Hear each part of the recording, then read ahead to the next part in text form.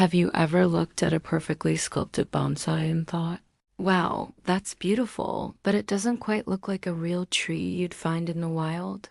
If so, you're going to love what we're talking about today. We're diving deep into one of the most exciting and modern movements in the bonsai world, the naturalistic bonsai style. So, what exactly is it? Think of it as bonsai's answer to realism.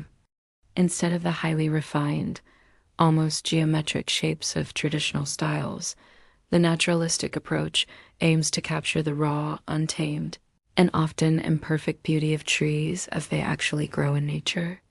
It's about celebrating the story a tree tells through its form, the struggle for light, the effects of wind and weather, the happy accidents of growth.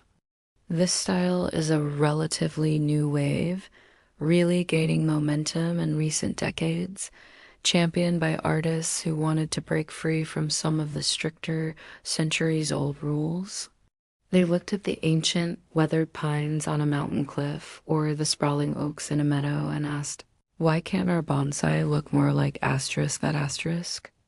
The goal isn't to create a perfect triangle or a flawless cascade, but to create a miniature, living sculpture that feels authentic and emotionally resonant.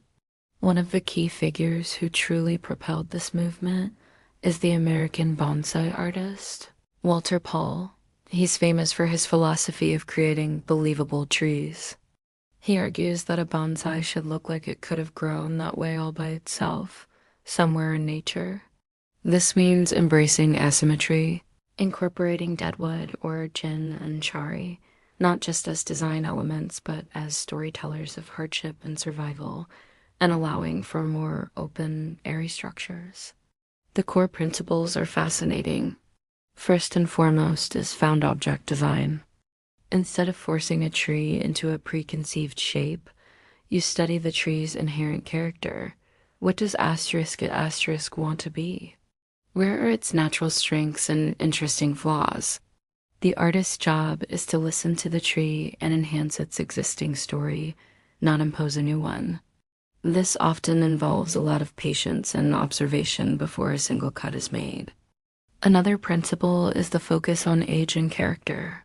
Naturalistic bonsai often look much older and more rugged than their traditionally styled counterparts.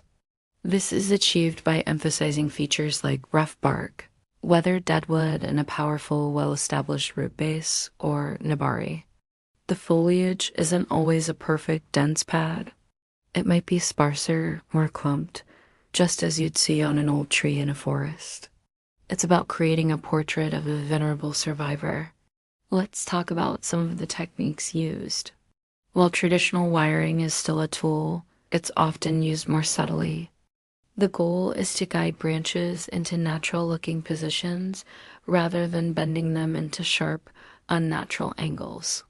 Clip and grow is another essential technique, where you prune a branch and let a new shoot grow in the desired direction, creating more natural-looking turns and taper over time. And as I mentioned, deadwood is huge.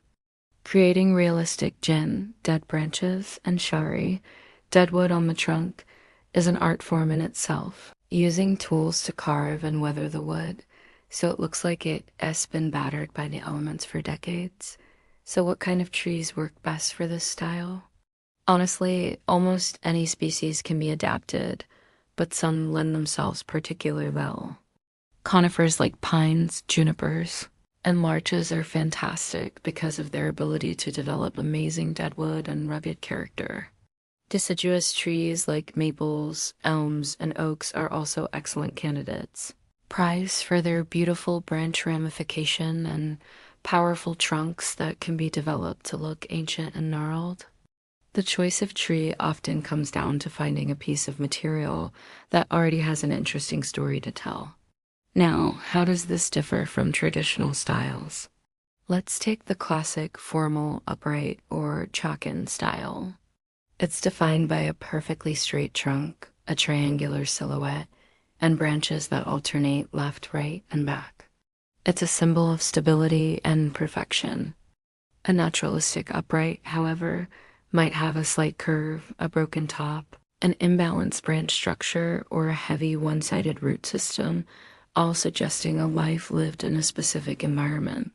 It trades idealized perfection for compelling realism. Similarly, with the cascade or Kangai style, the traditional form is a graceful flowing drop. A naturalistic cascade might look more like a tree desperately clinging to a cliff face, with jagged, angular drops and sparse foliage. Telling a story of a struggle against gravity and wind, the emotional impact is completely different. It's not just beautiful, it's dramatic. One of the best things about the naturalistic style is that it's incredibly accessible for beginners. You don't have to memorize 100 complex rules. Instead, you're encouraged to go out into nature, observe trees, and try to replicate what you see. It empowers you to be creative and to work asterisk with asterisk your tree rather than against it. It's a fantastic way to develop your eye for what makes a tree look natural and aged. The next time you're hiking or even just walking through a park, take a closer look at the old trees. Notice how a branch was broken by a storm, how the trunk leans away from a prevailing wind, or how the roots have grown over a rock. This is the inspiration for the naturalistic bonsai style. It's a celebration of the real, the wild, and the beautiful imperfections that make every tree a unique work of art. It's a reminder that sometimes the most compelling beauty isn't found in perfection, but in a life well lived.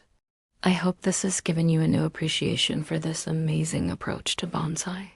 It's a style that connects us directly to the natural world and encourages a deeper partnership with our trees. Thank you so much for joining me today. If you enjoyed this deep dive into the world of naturalistic bonsai, please give this video a thumbs up. And don't forget to subscribe and hit that notification bell so you won't miss our next adventure. Happy growing, and I'll see you in the next video.